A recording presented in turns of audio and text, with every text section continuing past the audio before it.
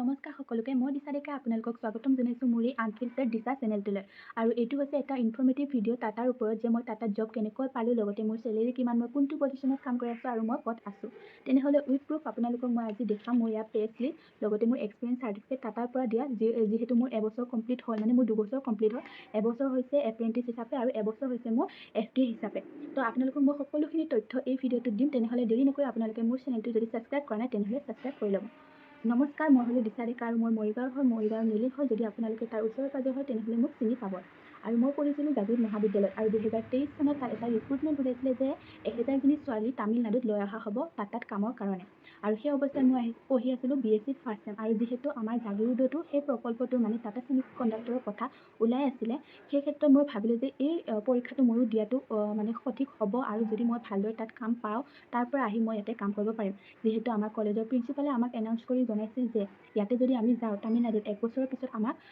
মানে apprentice complete হোৱাৰ পিছত আমাক অসমত লৈ অহা হ'ব অসমৰ কোম্পানীটোৰ কাৰণে তো এইটো এটা বহুত সুবিধাজনক আছিলে মোৰ কাৰণে আৰু যিহেতু মোৰ ঘৰত অকলে ছোৱালী আছিলোঁ আৰু মোৰ মা দেউতা আছিলে সেইকাৰণে মই দেৰি নকৰি মই এই মানে এক্সামটো দিলোঁ এক্সামত মই কোৱালিফাই হ'লোঁ আৰু মই ইয়াতে আহিলোঁ তামিলনাডুত এই প্ৰচিডিউৰখিনি আপোনালোকে চাগে বুজি পাইছে ইয়াতে এক্সাম মানে এনেকুৱা হৈছিলে যে যোনখিনি ITI কলেজ আছিলে তাত হৈছিলে যেনেকৈ ডিব্ৰুগড় যোৰহাট আপাৰ আছামৰ সকলোখিনি ঠাইতে হৈছিলে আৰু লোৱাৰ আছামতো হৈছিলে মিডিল আছামতো হৈছিলে আৰু মেইন এক্সামটো হৈছিলে জাগিৰোডত এনেকুৱা কিছুমান চেণ্টাৰ মানে এই এক্সামটো হৈছিল তাত কোৱালিফাই হোৱাৰ পিছত মই জইন কৰিছিলোঁ তামিলনাডু হচুৰত টাটা ইলেক্ট্ৰনিক্সত এইটো এটা বহুত ডাঙৰ কোম্পানী হয় আৰু এইটো হৈছে মেইন মানে ব্ৰাঞ্চ হৈছে হচুৰত তাতে মোৰ ফাৰ্ষ্ট চেলেৰি আছিলে 12,000 টকা তাত মোৰ কোনো PF নাছিলে কোনো ESI নাছিলে কোনো হেল্থ ইঞ্চুৰেঞ্চ মোৰ তাত নাছিলে মই এজ এ মানে এপ্ৰেণ্টিছ তাতে কাম কৰি আছিলোঁ কাৰণ ট্ৰেইনিং অৱস্থাত আপোনালোকক এইখিনি সুবিধা দিয়া নহয় কাৰণ সেইটো অৱস্থাত আপুনি লাৰ্ণিং এপ্ৰেণ্টিছশ্বিপ কাক কয় যোনে কৰি আছে তেওঁলোকে গম পাব সেইটো অৱস্থাত লাৰ্ণিং এণ্ড আৰ্ণিং দুটাই মেটাৰ কৰে কিন্তু আপোনালোকক PF বা যিখিনি আপোনাৰ হেল্থ ইঞ্চুৰেঞ্চ সেইখিনি আপোনাক নিদিয়ে এটা বাছ বেচিক চেলেৰি আপোনালোকক দি থৈ দিয়ে আৰু প্ৰথম অৱস্থাত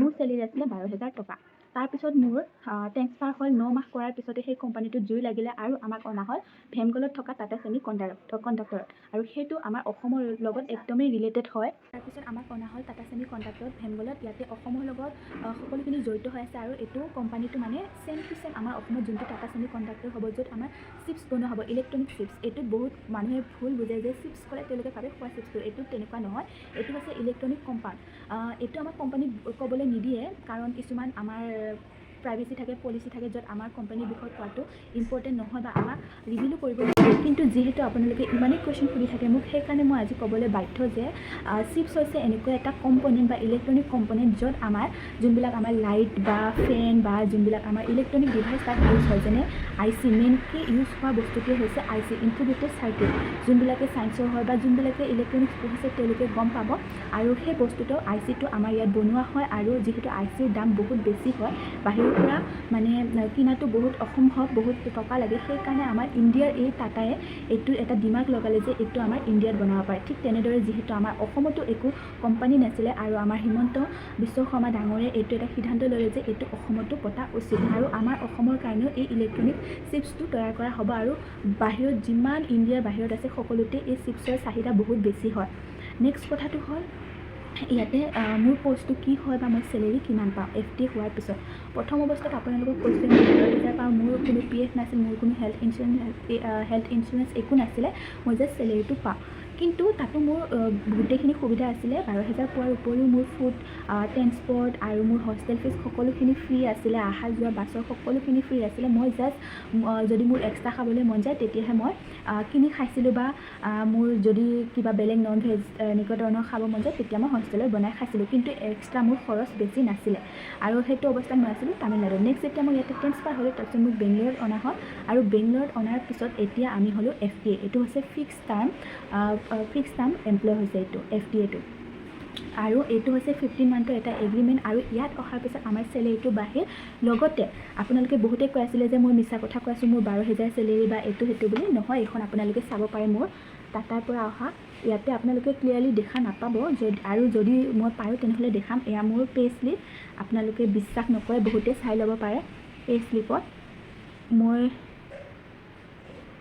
মই যদি পাৰোঁ আপোনালোকক এটেচ কৰি দিম। ইয়াতে মোৰ চেলেৰি আছে, যোনটো মোক ক'ব নালাগে, কিন্তু আপোনালোকে বহুত সুধি থকাৰ কাৰণে মই এতিয়া ৰিভিল কৰিবলৈ ওলাইছোঁ। কাৰণ বহুতে ভাবি থাকে মই মিছা ভিডিঅ' বনাওঁ, মিছা কণ্টেণ্ট বনাওঁ, মানুহবিলাকক এনেকৈ ভিডিঅ' ছাবস্ক্ৰাইবাৰ লৈ থাকোঁ। সেইকাৰণে মোৰ চেলেৰিটো আজি আপোনালোকক ক'ব ওলাইছোঁ যে মোৰ 20 পৰা 25ৰ ভিতৰত হয়। যদি আপোনালোকৰ এতিয়াও বিশ্বাস নহয় তেনেহ'লে আপোনালোকে মোক DM কৰিব ইনষ্টাগ্ৰামত। মই আপোনালোকক মোৰ চেলেৰি যোনটো পে স্লিপ হয় সেইটো আপোনালোকক মই ফটো মাৰি দি দিম।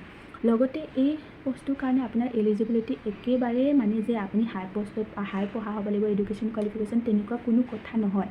আপোনালোকে যদি নৰ্মেলি 12 পাছ, মই 12 পাছৰ, কাৰণ মই BSc পঢ়ি আছিলোঁ, তেনে অৱস্থাত মই এক্সামটো দি কোৱালিফাই হৈ আহিলোঁ।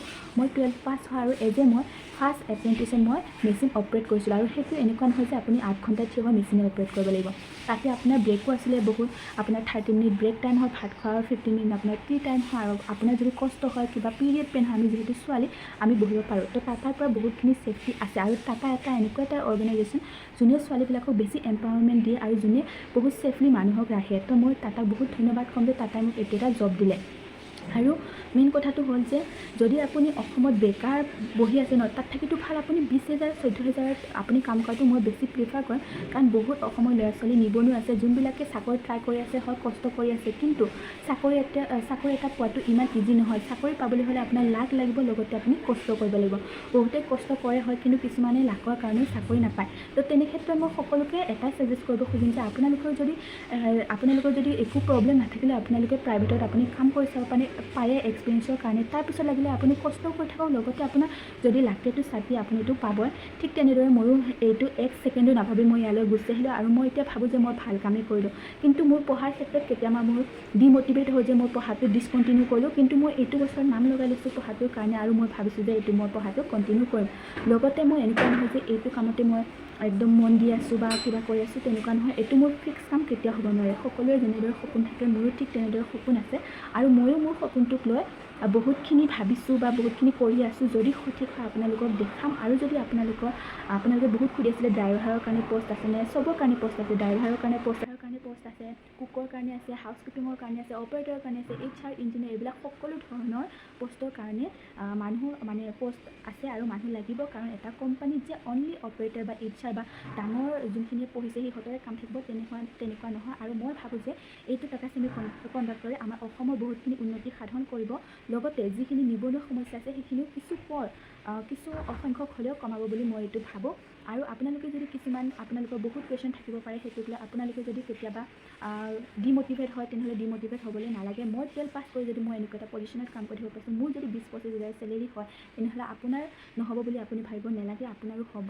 লগতে যোনখিনি মানুহে মোক নিগেটিভ কমেণ্ট কৰে সেইবোৰক কৈছোঁ যে আপোনালোকক উইথ প্ৰুফ মই দেখালোঁ। এইখন মোৰ এক্সপিৰিয়েঞ্চ চাৰ্টিফিকেট, ইয়াতে মোৰ পে স্লিপ আছে। মই আপোনালোকক পে স্লিপটো দেখাই দিলোঁ কিমান হয়। এয়া পে স্লিপ 20ৰ পৰা আমাৰ 25,000 হয়। আৰু আমাৰ PF আছে। আৰু আপোনালোকৰ ইমান বহুতে এনেকৈ কয় ছোৱালী মানুহৰ বাহিৰত আছোঁ, ছোৱালী মানুহৰ নিজে লগতে স্বাৱলম্বী হৈছোঁ। লগতে মোৰ যিখিনি সৰু সুৰা বস্তু সেইখিনি মই নিজে কিনিব পাৰিছোঁ। লগতে মোৰ মা দেউতা মই যিখিনি প্ৰয়োজনীয় সামগ্ৰী সেইখিনি দিব পাৰিছোঁ। তো মই ছোৱালী হৈ বহুতখিনি থেংকফুল। আৰু মই টাটাকো বহুতখিনি ধন্যবাদ জনাইছোঁ মোক এনেকুৱা এটা সংস্থাখনৰ লগত জড়িত কৰাৰ কাৰণে। আৰু মই এতিয়া যিহেতু মোৰ ডিউটিও আছে, আৰু ডিউটিৰ ক্ষেত্ৰত বহুতৰ কুৱেশ্যন এটা আছিলে, মনত পৰিতে কৈ দিওঁ যে কিমান ঘণ্টা ডিউটি হয়। আমাৰ 8 ঘণ্টা ডিউটি হয় আৰু 3টা শিফ্ট থাকে। কিন্তু মোৰ যিহেতু ডিপাৰ্টমেণ্টটো বেলেগ, সেইকাৰণে মোৰ 2টা শিফ্টেই আছে, মৰ্ণিং আৰু ছেকেণ্ড। তো বহুতৰ এনেকৈ 3টা শিফ্ট থাকে, আৰু ইমানো বেয়া নহয়, বহুত ভাল হয়। ইয়াতে বহুত সা সুবিধা পোৱা যায়, আৰু আমি বেংগলত থাকিও বহুতখিনি সা সুবিধা পাইছোঁ। আৰু কেতিয়াও আমি মেণ্টেলি টৰ্চাৰ হোৱা নাই। কিন্তু কামত প্ৰেছাৰ থাকিব, সেইটো আপোনাৰ ওপৰত ডিপেণ্ড কৰে আপুনি কেনেদৰে চম্ভালিব। আৰু আপোনালোকৰ যদি কিবা সুধিবলৈ প্ৰশ্ন থাকে তেনেহ'লে মোক সুধিব পাৰে।